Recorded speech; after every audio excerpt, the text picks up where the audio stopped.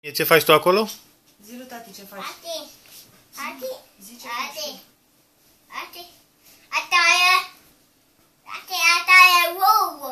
Așa, și ce vrei să facem acum? Da, și ce vrei să faci acum? Și acum ce faci tu, tati, cu mami? Ia, uite-te la tati când îi spui ce facem. Da, așa. Și cine face elicopterul ăsta? Eu. Tu îl faci? Mami nu? Mami a tutut mami. A făcut trenulețul mami? Tetelul. Tu faci elicopterul. Da. Bravo, tati. Tetelul. Zboară elicopterul tău? Da. Am înțeles. Medicine.